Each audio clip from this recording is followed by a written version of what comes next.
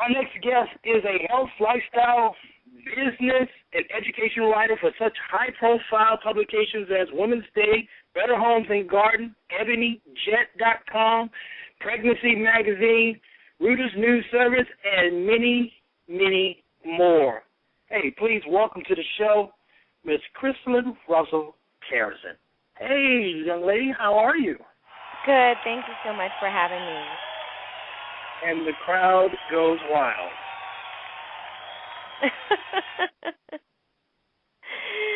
Hey, Christelyn, thank you so much for hanging out with us today. You're welcome. You're welcome. It's my pleasure. Thank you so much for having me on. You are one of the more talented, fabulous writers of our time. I'm happy that I ran across your blog, and your writing style is phenomenal. I want to ask you this. In the movie Brown Sugar, I don't know if you remember that one, Sanaa Nathan, the question was posed, when did you fall in love with hip-hop? Well, I want to ask you, when did you fall in love with writing? You know what?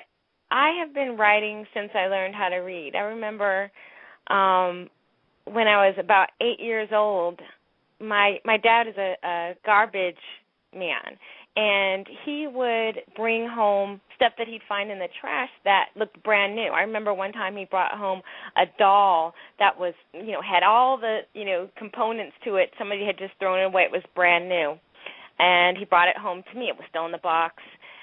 One other time he brought home a script, and it was, for a feature film, and I read that script like I could see the movie. So whoever threw the script away probably threw away, the next big blockbuster as far as an 8-year-old is concerned, because I said, Mom, you got to buy me a typewriter. And so I said, I'm going to write plays like this. I'm going to do this. Wow. So I've always loved to read. I love how reading takes you to another place.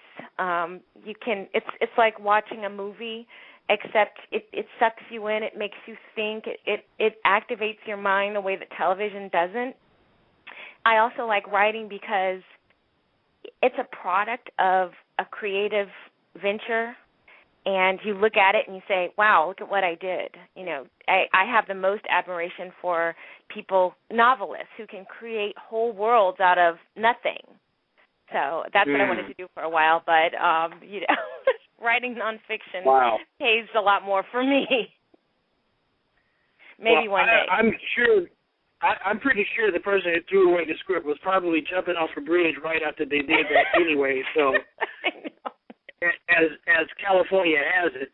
Hey, I'm so happy to hear you say. It is hard. It is hard. Actually, I do have a friend, though. My husband's friend and former roommate sold a script that did quite well and had several sequels. You probably have heard of it. It's called American Pie.